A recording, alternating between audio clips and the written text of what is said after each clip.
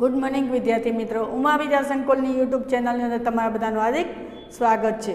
विषय हिंदी धोरण 8 एनो पाठ आपणे पहोंच्या छीए चौथो, कर्मयोगी लाल बहादुर शास्त्री।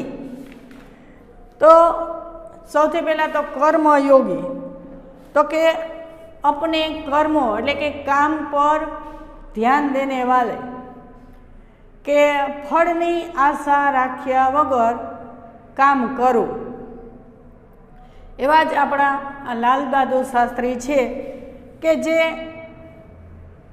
कार्य पर भरोसा करता था, भाग्य की लकीरों पर नहीं। ए ज्यारे जोड़ाणा था देशनी सेवा में त्यारे एने पाछुं वाळीने नहोतुं जोयुं के मने आनुं परिणाम केवुं आवशे। ई बस कर्म ज करता जाओ, फळनी आशा न राखो, एवा एना विचारो छे। शास्त्रीजी एक सामान्य परिवार में एनो जन्म थयो तो, सामान्य परिवार में ज एनो परवरिश थई ने जब पोते ज्यारे देशना प्रधानमंत्री बनी गया तो पण पोते सामान्य ज बनीने रह्या। आ एनी खासियत विशेषता हती। घणा लोको एवुं विचारता होय छे के भाग्यमां हशे एवुं थशे, पण भाग्य क्यारे लखाय आपणुं के ज्यारे आपणे एना माटे थई अने मेहनत करी। तो शास्त्रीजी छे ई भाग्यना भरोसे बेसी रहेवावाळा नहोता, ई पोताना कर्म पर काम पर भरोसो करवावाळा हता। एने क्यारेक काम करता करता ओचिंतानी सफलता मळी जाए तो ई कोई खास एना उपर ध्यान देता नहीं, कारण के एनुं कहेवुं एवुं छे के जो आपणे वधारे सफलता मळी जाए तो आपणा मनमा एक आनंद आवे, अभिमान आवी जाए। जो ज्यारे अभिमान आवी जाए त्यारे आपणुं कार्य बगड़वा लागे छे। ज्यारे हूँ संपूर्ण थई गयो एम कहीए। एक सरस मजानुं उदाहरण छे के एक वखत एक कलाकृति वाळो जे मूर्ति बनावता होय छे ए मूर्ति बनावतो तो त्यारे एकदम सरस मूर्ति बनावतो तो, पण एनो नानो छोकरो छे ने एने जोई जोईने पाछो एक मूर्ति बनाववानुं चालू कर्युं। तो ई मूर्ति बनावे, खूब ज सरस मूर्ति होय, पण एना पिताजी एनामां कंईक ने कंईक भूल काढे એટલે बीजी वखत ई वधारे चीवटथी मूर्ति बनाववा लाग्यो। आम एनी मूर्ति एटली सुंदर बनती के जेटली बने ए तरत ज वेचाई जाय ने लोको एना खूब वखाण करे। એટલે એને खूब धीमे धीमे धीमे धीमे एने पोताना उपर विश्वास आववा मांड्यो, अभिमान आववा मांड्यो। तो एक वखत मूर्ति बनावे छे तो एना पिताजी ने कहे छे कि पिताजी आमां कई खामी छे, तो एना पिताजी कई खामी गोतीने एने कहे छे तो कि तमे एक ज एवा छो कि जे मने कायमने माटे कंईक ने कंईक मारामां भूल ज शोधो छो एम। लोको केटला मारा बधा वखाण करे छे। तो पिताजीए कीधुं सारुं सरस छे एम। पछी एना पिताजीए एने कहेवानुं बंध करी दीधुं। बंध करी दीधुं એટલે થયું કેવું કે એને ધીમે ધીમે અભિમાન આવવા માંડ્યું કે મારી મૂર્તિ તો બધામાં સુંદર છે। જ્યારે એનામાં એવી રીતે અભિમાન આવ્યો એટલે એને એવું લાગવા માંડ્યું કે હું સર્વશ્રેષ્ઠ છું। એટલે એની મૂર્તિમાં ધીમે ધીમે કંઈક ને કંઈક ખામી આવવા માંડી। એટલે લોકો એની પસંદગી ઓછી કરવા લાગ્યા એના મૂર્તિની કે ना ना आमां तो हवे खामी छे। ए विचार करवा लागे छे कि केम मारी मूर्ति में एवुं शुं थई गयुं, मारी मूर्ति तो खूब ज सरस बनती थी पण हवे केम लोकोने नथी गमती आटली बधी, वेचाण ओछुं थई गयुं। तरत पोताना पिताजीने प्रश्न पूछे छे એટલે पिताजी एम कहे छे तने एवुं अभिमान आवी गयुं छे कि मारा जेवुं कोई करी शकतुं नथी, एटले जे चीवट राखवी जोईए, जे काळजी राखवी जोईए ई तू काळजी राखतो नथी, एटले तारी मूर्ति में कंईक ने कंईक खामी आवे छे। ત્યારે એને પોતાની ભૂલ સમજાણી કે ના ના, હું ખોટી રીતે એમ કહેતો હતો કે હું સર્વગુણ સંપન્ન છું. પણ જ્યારે લોકો આપણી ભૂલ શોધે છે ત્યારે આપણે એનો આભાર માનવો જોઈએ કે એ આપણી ભૂલ શોધે છે એટલે આપણે એ ભૂલ બીજી વખત કરતા નથી. તો આવું લાલ બહાદુર શાસ્ત્રીના જીવનમાં પણ ખૂબ જ સરસ એવું પ્રસંગ હોય છે કે એ પોતાની ભૂલો શોધી અને લોકોને વધારે ને વધારે ઉપયોગી થવા માટે પોતે પ્રયત્ન કરતા હતા. એટલે કે પોતે ભાગ્ય પર ભરોસો કરવાવાળા નહોતા, કર્મ પર હતા, ભાગ્ય કી લકીરો પર નહીં, એટલે કે હાથની રેખામાં નહીં. એ એમ કે કર્મ એ જ ઈશ્વર છે. જો કામ કરો ને, આપણું જે કામ છે ને એ જ આપણા ભગવાન છે. એટલે તન મન ધનથી આપણે આપણા ભગવાનને પૂજવા જોઈએ. બીજું એનામાં ખાસિયત શું હતી કે કોઈ પણ કાર્ય કરતા ને એને ફળની આશા ન રાખતા કે આનું શું પરિણામ આવશે, મારે આનો શું જવાબ દેવાનો છે, લોકો મારા ઉપર વિશ્વાસ કરશે કે નહીં, આવું પોતે કાંઈ વિચાર કરતા નહીં. એનું જીવન છે ને ગીતાના દૃષ્ટિકોણ ઉપર છે કે ગીતામાં કીધેલું છે કે કામ કરતો જા, ફળની આશા ન રાખ. જ્યારે અર્જુન યુદ્ધ માટે જાય છે ત્યારે એને શ્રી કૃષ્ણ ભગવાન ગીતાનો અધ્યાય સંભળાવે છે. ત્યારે અર્જુન એમ કે છે આ બધા તો મારા સગા જ છે, હું એના ઉપર કેવી રીતે બાણ ચલાવી શકું એમ. તો શ્રી કૃષ્ણ ભગવાને સરસ મજાનો જવાબ આપે છે કે કર્મ કરતો જા, ફળની આશા ન રાખ, એ હું બેઠો છું એમ તારી સાથે. એમ ગીતામાં પણ લખેલું છે કે નિષ્કામ કર્મયોગી પ્રતિરૂપ થાય એનું જીવન. જ્યારે લાલ બહાદુર શાસ્ત્રીનો જે વ્યક્તિત્વ છે કે એના દ્રઢ આસ્થા, કર્મ કે પ્રતિ સંપૂર્ણ સમર્પણ એ એના જીવનનું લક્ષ્ય હતું. જો આપણે સફળતા મેળવવી હોય તો પોતાની જવાબદારીને સંભાળતા શીખવું જોઈએ. આપણી શું જવાબદારી છે અને સંપૂર્ણ તન મન ને ધન બધી જ રીતે એના ઉપર ન્યોછાવર કરી દેવું જોઈએ. ત્યારે ભક્તિ અને કર્મ બે મળે છે. એ બેનો જ્યારે સમન્વય થાય છે ત્યારે આપણને કાર્યમાં સફળતા મળે છે. એનું જીવન છે એ શ્રમ, સાદગી, સેવા માટે સંપૂર્ણ સમર્પણ હતું. એટલે આપણે કહી શકીએ કે એ સર્વાંગુણ સંપન્ન હતા એમ. એક એના જીવનની બીજી ખાસિયત હતી કે જેઓ કાર્ય પોતે કહેતા હતા એ જ કરીને દેખાડતા હતા એમ. અને જે કાંઈ કરતા હતા, જે કહેતા હતા એ કરતા હતા, અને જે કરતા હતા એ સંપૂર્ણપણે દેશને લગતું જ હોય અને દેશને જ ફાયદો થાય એવું પોતે કરતા હતા એમ.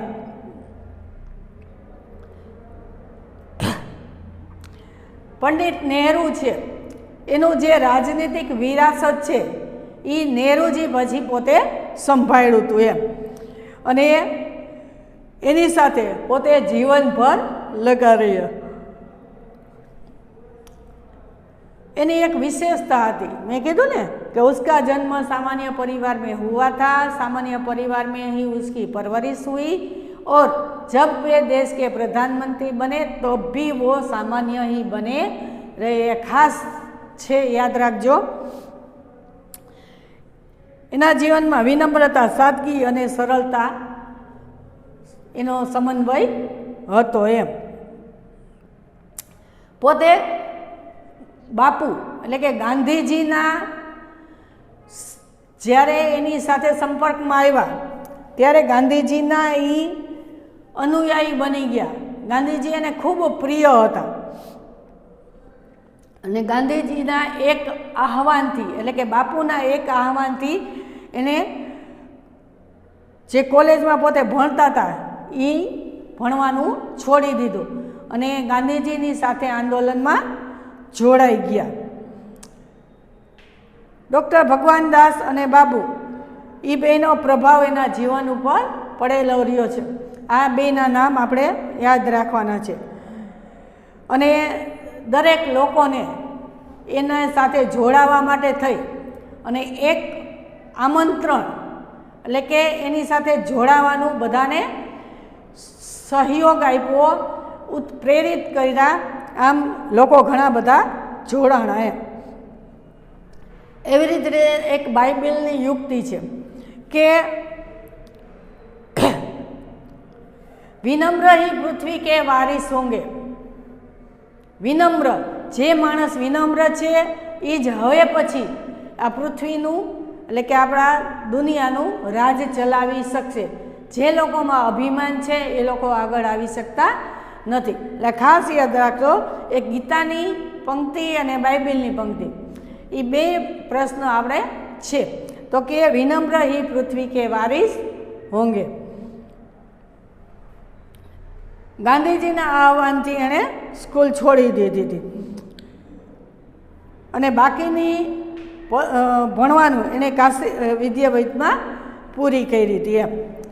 એણે લોકસેવા મંડળમાં 1926માં ભાગ લીધો અને જીવનભર એના સભ્ય બનીને રહ્યા. અને એક અછૂતો દ્વાર એણે ચાલુ કર્યું હતું, એટલે કે જે લોકો નીચલી જ્ઞાતિના છે એ લોકોના ઘરે ઘરે જઈ અને એને ભણાવવાનું કાર્ય લાલ બહાદુર શાસ્ત્રીએ કર્યું હતું. 1930ની અંદર નમક કાનૂન તોડો આંદોલન થયું હતું, એમાં પણ પોતે ભાગ લીધો હતો. તે પછી 1942ની અંદર ભારત છોડો આંદોલન થયું હતું, એમાં પણ પોતે ભાગ લીધો હતો.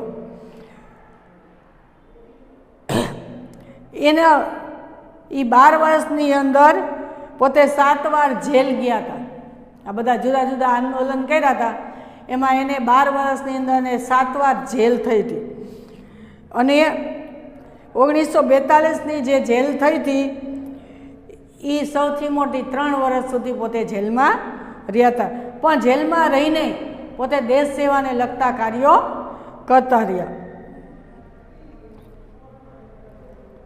1935ની સંયુક્ત પ્રાંતીય કોંગ્રેસ સમિતિના સચિવ બને અને 1938 તક રહ્યા. આમ આપણા શાસ્ત્રીજીનું જીવન છે એ દેશપ્રેમી હતું અને દેશને લગતા કાર્યો ઘણા બધા કર્યા હતા. इसलिए આપણે એને કર્મયોગી નામ દેવું ઉચિત છે. તો હવે બધા પોતપોતાના પાઠ્યપુસ્તકમાં ધ્યાન રાખજો. કર્મયોગી લાલ બહાદુર શાસ્ત્રીના લેખક છે સંગદયાલ શર્मा.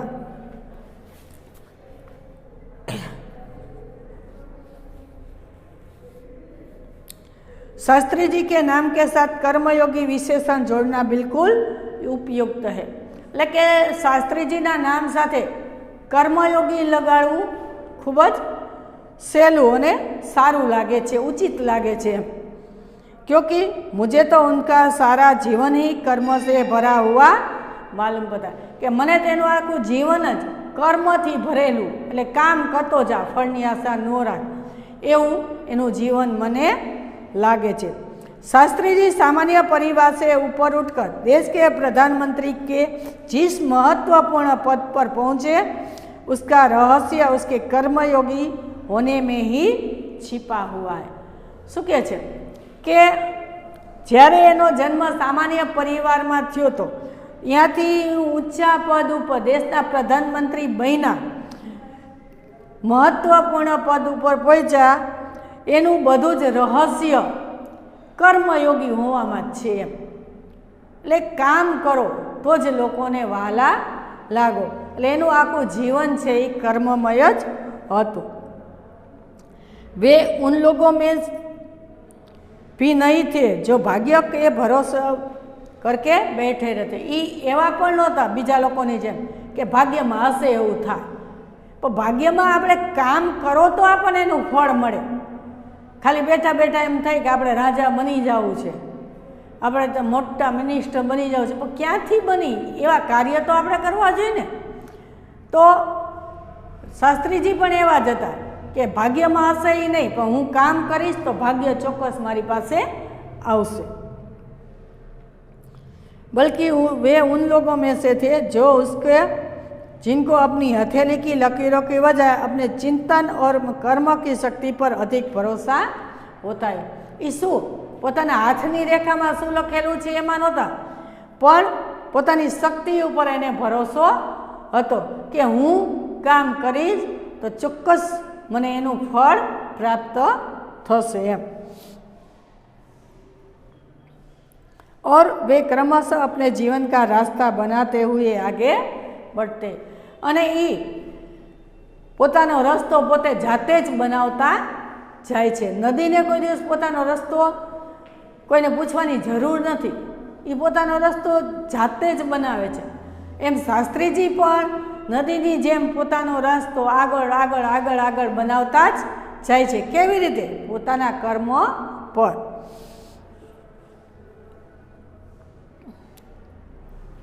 शास्त्री जी के लिए कर्म ही ईश्वर था.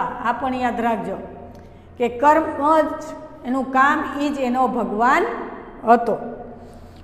और इसके प्रति बिना किसी फल की आशा किए संपूर्ण भाव से समर्पित रहते. कर्म ने ही पोताना ईश्वर मानता था अने कोईपण फळनी आशा राख्या वगर पोते संपूर्ण भाव से एमां समर्पित रहते थे. यहाँ तक कि जब भी उन्हें फल की प्राप्ति के अवसर मिले, क्यारे क्यांक एनु फळनु रिजल्ट पण मळी जाए, सारू एवं एने फायदो पण थाय, तब भी उन्होंने उस ओर हमेशा उपेक्षित दृष्टि ही रखी. उपेक्षित दृष्टि ले आम आनंद नहीं लई लेवानो, एना प्रत्ये ध्यान ज नहीं देवानुं कि मने आटली सफलता मळी छे. उपेक्षित दृष्टि थी जो एनी तरफ एम बेदरकार थी. उनका जीवन दर्शन गीता के निष्काम कर्मयोगी का प्रतिरूप था. याद रखो एनु जीवन केवुं हतुं? गीताना लखेलुं हतुं निष्काम कर्मयोगी का प्रतिरूप था कि फळनी आशा नहीं राखवानुं, काम करतो जा. इसलिए मैं समझता हूँ कि उन्हें केवल कर्मयोगी के बजाय निष्काम कर्मयोगी करना कहीं अधिक उपयुक्त होंगे. कि खाली कर्मयोगी नहीं, निष्काम कर्मयोगी एटले फळनी आशा नहीं राखनारा एने केवुं वधारे उपयुक्त रहेशे. अपने उद्देश्य के प्रति दृढ़ आस्था, उस आदर्श को प्राप्त करने के लिए कर्म का भाव तथा उस कर्म के प्रति संपूर्ण समर्पण. शू के छे एनु शू हतुं उद्देश्य? तो कि एना कर्ममां एटले एना काममां निष्काम भाव, बदलामां कांई नहीं लेवानुं, अने जे काम करो एने संपूर्ण समर्पण करी देवानुं. आजुबाजुनो के फळनो कोई पण एनी अंदर विचार नहीं करवानो कि मारू शू थशे, आमां शू रिजल्ट आवशे, सफलता मळशे के नहीं मळे. आम कोई पण आशा राख्या वगर काम करतुं जावानुं. ये तीन बातें मुझे उनके संपूर्ण चरित्र तथा जीवन दर्शन में दिखाई पड़ती. एना आखा जीवननी अंदर त्रण बात आपने जोवा मळे छे. एक तो दृढ़ आस्था, संपूर्ण समर्पण अने बदलामां कोई न लेवानी भावना.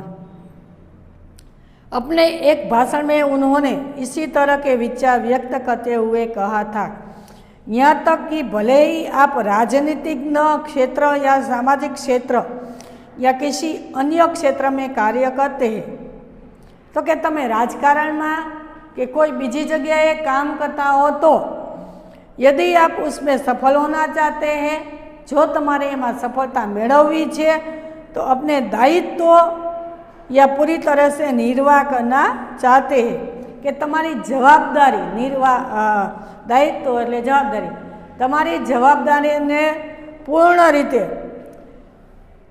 निर्वाह करवी है એટલે કે रचना करवी है तो आपके कार्य और समर्पण तथा भक्ति और कर्म में समन्वय होना चाहिए। શું કહે છે? કાર્યમાં સમર્પણ અને ભક્તિ અને કર્મની જેમ સમન્વય હોવો જોઈએ। मैं शास्त्री जी की सफलता का रहस्य उनके इसी महत्वपूर्ण चिंतन में मानता हूँ। तो कि हूँ एनु रहस्य है एना मनन चिंतन एकाग्रता में मानू छू। साथ ही यह भी मानता हूँ कि किसी भी व्यक्ति समाज और देश के विकास का रहस्य इसी भक्ति और कर्म में सिद्धांत से में निहित है, समायेलू है। कर्म और भक्ति ना समन्वय में थी जोड़ायेलू है। शास्त्री जी का संपूर्ण जीवन श्रम, सेवा और सादगी और समर्पण का अनुभव उदाहरण है। आप पण एक प्रश्न है तो कि श्रम, सेवा, सादगी અને સમર્પણ આ એના જીવનના લક્ષ્યો છે। उनके ये गुण केवल उनके कार्यों और विचारों में ही अभिव्यक्ति नहीं पाते थे बल्कि उनको देखने से ही इन सभी भावों का एहसास हो जाता था। इन्हें जोईते ज खबर पड़ी जाए कि आवा बधा गुणों एनामां रहेला छे। उनके अपने व्यक्तित्व में विचारों का अनोखा समन्वय था। आ पण एक विकल्प है। एना जीवननी अंदर व्यक्तित्वनो विचारोनो व्यक्तित्व अने विचारोनो अनन्य समन्वय हतो। શું હતા વિચારો અને कर्म? तो कि वे जो कुछ भी कहते थे वही करते थे। जे कहता था इज करीने बतावता था और जो कुछ भी करते थे वह एकमात्र राष्ट्र लाभ की भावना से प्रेरित होकर करते थे। અને જે करता था ई देश ने लाभ थाय ई जोईने ज पोते कार्य करता हता।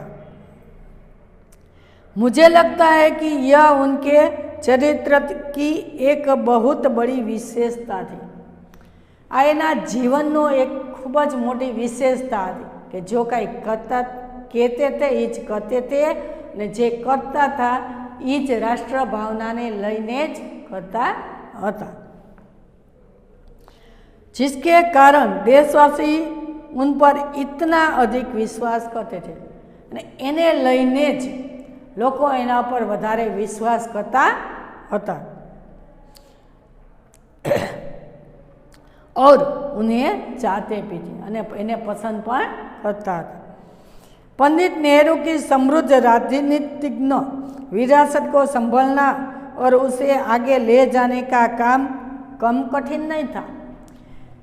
जब पंडित जवाहरलाल नेहरू निधन थई गयुं एटले के एनुं मृत्यु थई गयुं हतुं त्यारे एनी जे राजनीतिक विरासत छे ई आगळ लई जावुं ई कांई नानी सूनी वात नहोती।